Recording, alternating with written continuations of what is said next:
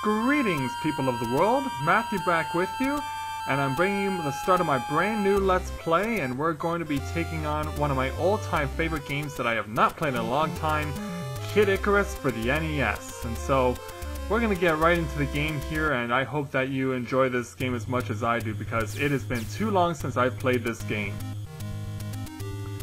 So, since we're starting out here, and this game gets progressively easier as we go along as you get stronger, I'm just going to make it a point to pace myself, because if I go too quickly, I fear that things can go horribly wrong. Because, given the fact that I start out with only one health bar, it will not help me if I run into too many things and take too much damage. So, first of all, I gotta make sure I'm taking care of these crazy ducks. I really don't know what they're called. In fact, I really don't know what a lot of the monsters in this game are called. All I know is that I just recognize them for what they are, and these things look like little blue ducks to me. So, trying to make sure that I get all my ducks in a row. And take them out one at a time, of course.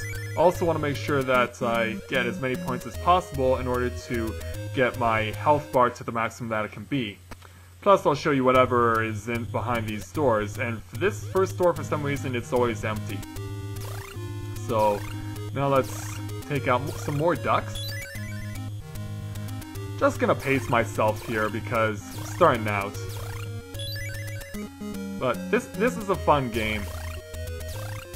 You really have not enjoyed the NES until you played Kid Icarus, because for many years, right up until last year, it was the greatest video game ever to never have a sequel. And then, of course, they brought out Kid Icarus Uprising for the Nintendo 3DS. So, yeah, definitely, they made it worth the wait. But I wouldn't know that for sure because I don't own a 3DS. But I just love this game, and it's so nostalgic to me. In fact, this is the very first game for the Nintendo that I ever saw. I was woken up in the middle of the night, and my mom and my aunt were playing this game, and so I saw them playing this game, couldn't fall asleep, and that was the first time I actually ever heard anyone swear. That's how old I was when I first heard this game or even played this game. So yeah, while I'm focusing, I want to make sure I get these little mallets because they get dropped whenever you touch the harp. Enemies turn into mallets. Yeah, those crazy eyeballs, I've always enjoyed the challenge of fighting those crazy eyeballs because they fly in the figure-8 pattern. You always want to make sure you're in the right spot that you can get them, especially early on because your arrow has such a short range to it. Round and round we go. Take out 3 more of you. And let's wait on this next guy. Come on, buddy. Come into my waiting arrows. Alright, well, now I gotta get down quickly because the quicker you can get down to take out these crazy mouse head things, the better. Yeah, they look like heads of mice to me, these things. Ow. And you gotta get down to the bottom quickly because that's the safest place you can be, and I'm not concentrating here. I'm more focused on talking than I am on playing this game.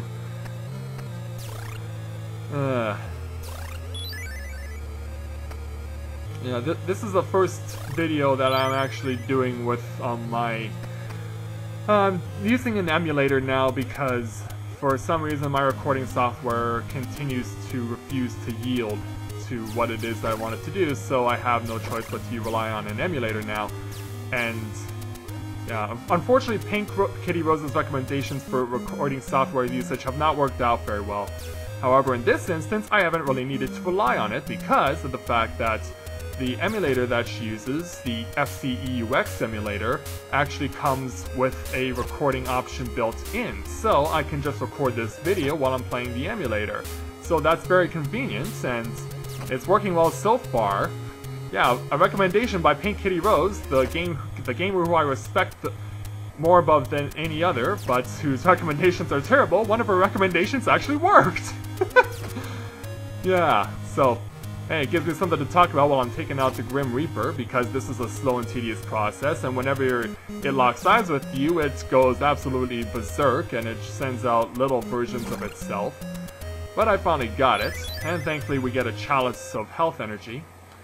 Alright, so now we take on the Jar game, and this is a situation where I typically avoid the jar in the middle because the ghoul that is what you will...